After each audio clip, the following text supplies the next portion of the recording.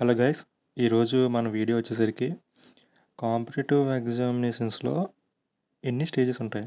అంటే మనం preparation start చేసిన దగ్గర నుంచి మనకి జాబ్ వచ్చేంత వరకు ఎన్ని స్టేజెస్ ఉంటాయి, ఒక్కొక్క స్టేజ్ ఏంటి, ఒక స్టేజ్ కంప్లీట్ చేసిన తర్వాత నెక్స్ట్ స్టేజ్ ఏంటి, ఆ స్టేజ్లో ఏం చేయాలి, ఇట్లాగా ఎన్ని స్టేజెస్ ఉంటాయో వన్ బై వన్ డీటెయిల్గా చూసుకుందాం.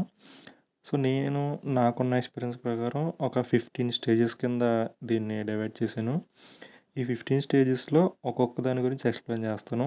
సో మీరు కూడా మీరు ఏ స్టేజ్లో ఉన్నారో చెక్ చేసుకోండి, ఒకసారి చెక్ చేసుకోండి. అండ్ మనం సేమ్ ఈ ప్రాసెస్ని ఫాలో అవుతున్నామా లేదనేది కూడా ఒకసారి రీచెక్ చేసుకుంటాను.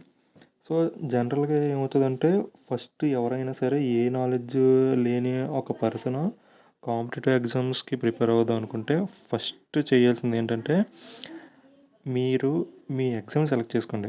అంటే చాలా ఎగ్జామ్స్ అనేవి ఉంటాయి. లైక్ ఎస్ఎస్సి ఉంటుంది, రైల్వేస్ ఉంటాయి, బ్యాంకింగ్స్ ఉంటాయి, యూపీఎస్సి ఉంటుంది, స్టేట్ ఎగ్జామ్స్ ఉంటాయి, పోలీస్ ఉంటుంది. ఇలా చాలా రకాల ఎగ్జామ్స్ అనేవి ఉంటాయి. సో ఇందులో మన టార్గెట్ ఏంటి? ఎస్ఎస్సియా, రైల్వేనా, బ్యాంకింగ్సా, ఏంటి? మన మనకు కావాల్సింది ఏంటి, మనకు కావాల్సిన జాబ్ ఏంటి అనేది ఫస్ట్ సెలెక్ట్ చేసుకోండి. సో అదే ఫస్ట్ స్టెప్ అనమాట. ఫస్ట్ ఏంటంటే, మీ ఎగ్జామ్ని మీరు సెలెక్ట్ చేసుకోండి. ఓకే, సెలెక్ట్ చేసేసుకున్నారు. సెలెక్ట్ చేసుకున్న తర్వాత సెకండ్ వచ్చేసరికి, మీరు సెలెక్ట్ చేసుకున్న ఎగ్జామ్కి సిలబస్ ఏంటి, దాని సెలక్షన్ ప్రాసెస్ ఏంటి, ఆ ఎగ్జామ్ మెథడ్ ఏంటి, ఇవన్నీ తెలుసుకోవాలన్నమాట. ఇప్పుడు ఏంటి, ఎస్ఎస్సి ఎగ్జామ్ ఉన్నది, దానికి ఒక సిలబస్ ఉంటుంది. రైల్వేస్ ఎగ్జామ్కి ఒక సిలబస్ ఉంటుంది, బ్యాంకింగ్స్కి వేరే సిలబస్. ఆ సెలక్షన్ ప్రాసెస్ కూడా డిఫరెంట్ డిఫరెంట్ ఎగ్జామ్స్కి డిఫరెంట్గా ఉంటాయి. సో మీకు కావాల్సిన ఎగ్జామ్కి సిలబస్ ఏంటి, దాని సెలక్షన్ ప్రాసెస్ ఎలాగ ఉంటుంది, ఆ ఎగ్జామ్ మెథడ్ ఏంటి, ఎన్ని క్వశ్చన్స్ అడుగుతాడు, టైం ఎంత, ఇవన్నీ తెలుసుకోవాలన్నమాట. సో అది సెకండ్ స్టెప్. సెకండ్ స్టెప్ ఏంటి, అనలైజ్ ద సిలబస్. మీ సిలబస్ని మీరు అనలైజ్ చేసుకోండి. తర్వాత థర్డ్ స్టెప్ వచ్చేసరికి, మనం సిలబస్ని ఎలా కవర్ చేయాలి, అంటే ఎలాగ సిలబస్ని చదవాలి, అంటే ఆఫ్లైన్లో కోచింగ్ తీసుకోవాలా, లేదా ఆన్లైన్లో ఏదైనా కోర్స్ పర్చేస్ చేయాలా, ఏంటి, మన దగ్గర ఎంత టైం ఉంది, ఈ టైంలో మన సిలబస్ని ఎంత కవర్ చేయాలి, ఎలా కవర్ చేయాలి అనేది ఫస్ట్ డిసైడ్ చేసుకున్న తర్వాత, సో థర్డ్ స్టెప్ ఏంటి, స్టడీ ద సిలబస్. మీరు మీ సిలబస్ని స్టడీ చేయాలి. ఎట్లా స్టడీ చేయాలి, ఆఫ్లైన్లో ఏమన్నా కోచింగ్ తీసుకుంటే బెటరా, ఆన్లైన్లో కోర్స్ పర్చేస్ చేసి చదువుకుంటే బెటర్ అనేది మీరు డిసైడ్ అవ్వండి. తర్వాత ఫోర్త్ స్టేజ్ వచ్చేసరికి, కంప్లీట్ యువర్ సిలబస్. అంటే మీరు థర్డ్ స్టేజ్లో ఏంటి, సిలబస్ని ఎలా కంప్లీట్ చేయాలో డెసిషన్ తీసుకున్నారు. అంటే ఆఫ్లైన్లో కోచింగ్ జాయిన్ అవ్వడం కానీ, లేదా ఆన్లైన్లో కోర్స్ పర్చేస్ చేయడం కానీ ఏదో తీసుకున్నారు. ఫర్ ఎగ్జాంపుల్, ఆన్లైన్లో ఏదైనా కోర్స్ పర్చేస్ చేస్తారనుకోండి, నెక్స్ట్ మీరు చేయాల్సింది ఏంటి, ఆ సిలబస్ని కంప్లీట్ చేయాలి. అందులో ఉన్న కోర్సులో ఉన్న సిలబస్ని డీటెయిల్గా వన్ బై వన్ కంప్లీట్ చేసుకుంటూ వెళ్ళాలి. హ్యాండ్ నోట్స్లు రాసుకోవడం అనేది ఏదోటి సంథింగ్ అలాగా మొత్తానికి సిలబస్ని అయితే కంప్లీట్ చేసేయాలి. సిలబస్ కంప్లీట్ చేసిన తర్వాత ఫిఫ్త్ స్టెప్ ఏంటంటే, అనలైజ్ ద పీవైక్యూస్. మీరు మీ ఎగ్జామ్కి తగ్గ పీవైక్యూస్ని ఒకసారి చూడాలి. ఎందుకంటే మీరు అప్పటికే మీ ఎగ్జామ్కి తగ్గ సిలబస్ కంప్లీట్ చేసుకుంటారు. కంప్లీట్ చేస్తారు కాబట్టి మీకు ఒక రఫ్ ఐడియా అనేది ఉంటుంది ఆ సిలబస్ మీద. సో నీకు ఆల్రెడీ కొంచెం టచ్ ఉంది, పైగా నువ్వు సిలబస్ని నేర్చుకున్నావు, ఎంతో కొంత సబ్జెక్ట్ని గెయిన్ చేసావు కాబట్టి ఇప్పుడు మీ ఎగ్జామ్కి తగ్గ ప్రీవియస్ ఇయర్ క్వశ్చన్స్ని తీయాలి బయటికి. లైక్ అంటే చూసుకోవాలి, చూసుకొని మనం చదువుకున్నది ప్రీవియస్ క్వశ్చన్స్లో అడిగాడా ఎక్కడన్నా, అంటే ప్రీవియస్ ఇయర్ క్వశ్చన్స్ని మనం సాల్వ్ చేసేయగలంత మనం కవర్ చేసామా లేదా అనేది ఒకసారి చెక్ చేసుకోవాలన్నమాట.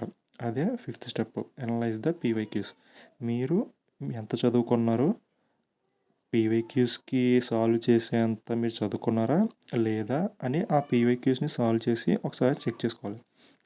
ఓకే, ప్రీవియస్ క్వశ్చన్స్ చూసారు, కొంచెం కొన్ని క్వశ్చన్స్ని సాల్వ్ చేస్తున్నారు, కొన్ని క్వశ్చన్స్ని సాల్వ్ చేయలేకపోతున్నారు. అంటే ఏం టాపిక్ సాల్వ్ చేయలేకపోతున్నారు, ఏ టాపిక్ని మనం ఇంకా కవర్ చేయలేదో ఒకసారి చూసుకొని మళ్ళీ మీ ప్రిపరేషన్ని స్టార్ట్ చేయాలన్నమాట. అంటే రీచెక్ చేసుకోవాలి. ఇదే సిక్స్త్ స్టెప్ ఏంటి, రీచెక్ ద ప్రిపరేషన్. మీ ప్రిపరేషన్ని అప్ టు మీ ఎగ్జామ్కి తగ్గట్టు ప్రిపేర్ అవుతున్నారా లేదా అనేది ఒకసారి చెక్ చేసుకోవాలి. చెక్ చేసుకొని అది ఏం చేస్తాం, ప్రీవియస్ క్వశ్చన్స్ చూసి సాల్వ్ చేయలేకపోతే ఏం టాపిక్స్ని సాల్వ్ చేయలేకపోతున్నామో అవన్నీ చెక్ చేసుకుంటాం. అదే sixth step, recheck the preparation. ఇప్పుడు మీరు ఇది కూడా చేసేసారు. చేసేసిన తర్వాత ఏంటి, సెవెంత్ స్టెప్ ఏంటంటే రివిజన్ చేయాలి. మీరు ఆల్రెడీ సిలబస్‌నంతా చూసేసారు కాబట్టి, సిలబస్‌నంతా చదివారు కాబట్టి, ప్రీవియస్ ఇయర్ క్వెషన్స్‌ని కూడా చూసారు కాబట్టి, మీకు ఒక ఐడియా వచ్చేస్తది.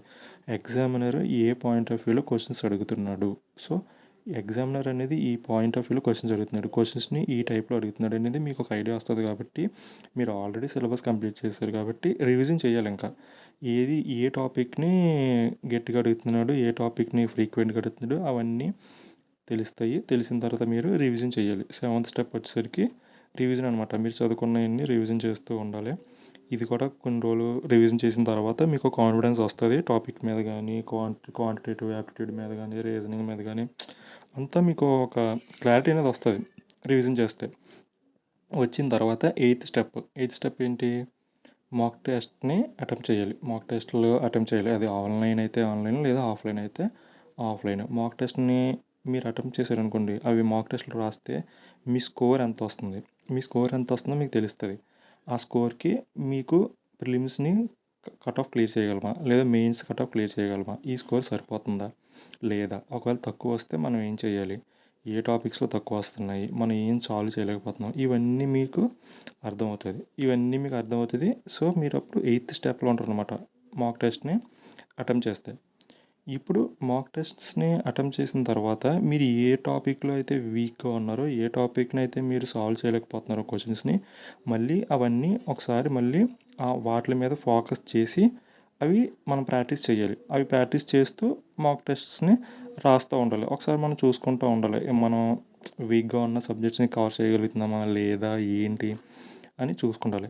దాని తర్వాత మనం ఎనఫ్ మాక్ టెస్ట్ రాస్తాం. చాలా నంబర్ ఆఫ్ మాక్ టెస్ట్ రాస్తూ ఉంటాం. స్కోర్ పెరుగుతూ ఉంటది.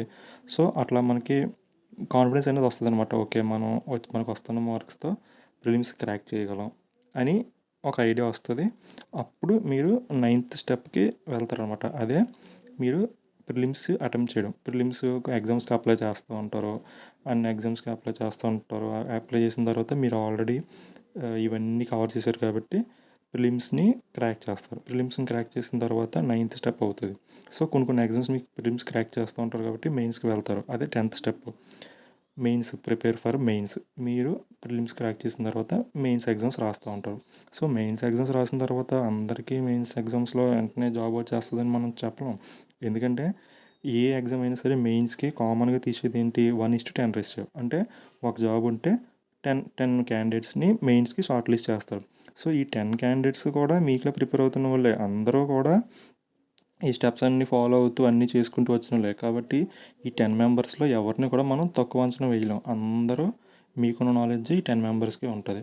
సో, మీరు రాస్తున్నారు మీరు ఫస్ట్ ఏదైనా ఒక ఎగ్జామ్ మెయిన్స్ రాస్తున్నారంటే ఫస్ట్ ఎగ్జామే వచ్చేయాలని రూల్ ఏం లేదు కదా! ఫస్ట్ ఎగ్జామే మీరు షార్ట్ లిస్ట్ అయిపోయి మెయిన్స్ క్రాక్ చేస్తారనే అంత రూల్ ఏం లేదు. సో, అందుకే 10థ్ స్టెప్ ఏంటంటే ప్రిపేర్ ఫర్ ద మెయిన్స్. మెయిన్స్‌కి ప్రిపేర్ అవుతూ ఉంటారు.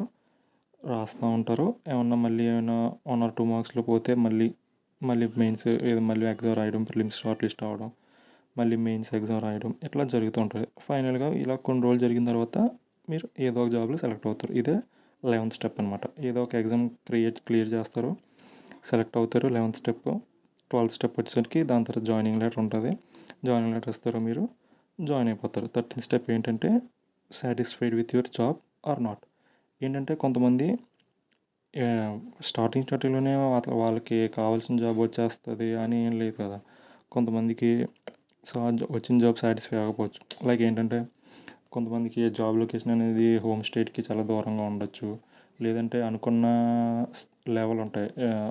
హై లెవెల్ జాబ్స్ రాకుండా కొంతమందికి కొంచెం ఒక్కొక్కసారి లో లెవెల్ జాబ్ రావచ్చు. ఏంటంటే వచ్చిన జాబ్‌తో సాటిస్ఫై అవ్వరు కొంతమంది. లేదు మనం ఇంకా వేరే జాబ్ క్లియర్ చేయాలి అని చెప్పి అనుకుంటారు. అప్పుడే మళ్ళీ 14థ్ స్టెప్ అనమాట. ఒకవేళ మీరు అలాగ మీకు వచ్చిన జాబ్‌తో సాటిస్ఫై అవ్వకపోతే మళ్ళీ ప్రిపరేషన్ స్టార్ట్ చేయాలి. అదే 14థ్ స్టెప్ అదే. మళ్ళీ ప్రిపరేషన్ స్టార్ట్ చేయాలి. మీకు కావాల్సిన జాబ్ కోసం. మీకు కావాల్సిన జాబ్ కోసం ఆహ్, ప్రిపరేషన్ స్టార్ట్ చేస్తారు. మళ్ళీ 15థ్ ఏంటంటే రిపీట్ ద సేమ్ ప్రాసెస్. మీరు మళ్ళీ ఫస్ట్ కాడ్నుంచి మళ్ళీ ఫస్ట్ రిపీట్ అవుతదనమాట ఈ ప్రాసెస్ మళ్ళీ. ఫస్ట్‌కి వచ్చేస్తారు మళ్ళీ. ఎగ్జామ్ సెలెక్ట్ చేసుకుంటారు. ఎందుకంటే మీకు వచ్చిన జాబ్ మీకు సాటిస్ఫై అవ్వలేదు కదా! సాటిస్ఫై అవ్వలేదు కాబట్టి మీరు మళ్ళీ ఫస్ట్ స్టెప్‌కి వచ్చేస్తారు మళ్ళీ. వచ్చేసి సరే ఏ ఎగ్జామ్‌ని మళ్ళీ క్రాక్ చేయాలనుకుంటారో మళ్ళీ దాన్ని సిలబస్ అనలైజ్ చేసుకోవడం, ఎలా కవర్ చేయాలి, ఏంటి ఇదంతా ఒక సైకిల్ లాగా అనమాట. లాస్ట్‌కి మీకు కావాల్సిన జాబ్ వచ్చేంత వరకు ఎవ్వరూ కూడా చదవడం అనేది ఆపకూడదు. అదే నేను చెప్పేది. సో, ఒకసారి మీరు ఏం చేస్తారంటే, ఇవన్నీ స్టెప్ బై స్టెప్ మీ మీ ప్రిపరేషన్‌లో జరుగుతున్నాయా లేదా అనేది ఒకసారి మిమ్మల్ని మీరు రీచెక్ చేసుకోండి. మనం ఇప్పుడు కొంతమంది ఏం చేస్తారంటే సరిగ్గా కవర్ చేయరు. సిలబస్ కంప్లీట్ చేయరు సరిగ్గా. సిలబస్ కంప్లీట్ చేయకుండా డైరెక్ట్‌గా మార్క్స్ రాసేస్తారు. మార్క్స్ రాసేస్తారు. అంటే ఏంటి, మీరు ఇక్కడ fourth step complete the syllabus. ఈ సిలబస్‌ని కంప్లీట్ చేయకుండా మీరు డైరెక్ట్‌గా మార్క్స్ రాసేస్తున్నారు. అంటే ఫోర్త్ స్టెప్ మీరు కంప్లీట్ చేయకుండా డైరెక్ట్‌గా ఎయిత్ స్టెప్‌లోకి వెళ్ళిపోతున్నారు. అట్లా ఏమి ఉండదు. మీకు కాంపిటేటివ్ ఎగ్జామ్స్‌లో షార్ట్ కట్స్ అనేవి ఏమీ ఉండవు. ఎవ్వరు కూడా డైరెక్ట్‌గా 6 మంత్స్‌లో జాబ్ కొట్టేసాము, 1 ఇయర్‌లో జాబ్ కొట్టేసాము అనేది అంటారు కానీ అవన్నీ నమ్మకండి. ఎవరైనా సరే కాంపిటేటివ్ ఎగ్జామ్‌లో జాబ్ కొట్టారంటే వాళ్ళు ఈ స్టెప్స్ అన్నీ ఫాలో అయితేనే వాళ్ళకి 100% జాబ్ వచ్చే ఛాన్సెస్ ఉంటాయి. సో, మీరు కూడా ఈ ఈ స్టేజెస్ అన్నీ దాటుతున్నారా లేదా? ఈ స్టెప్స్ అన్నీ ఒకదాని తర్వాత ఒకటి క్రాస్ చేస్తున్నారా లేదా? లేదా మీరు ఏ స్టెప్‌లో ఉన్నారో అనేది ఒకసారి రీచెక్ చేసుకోండి. అంతే. Thank you for watching.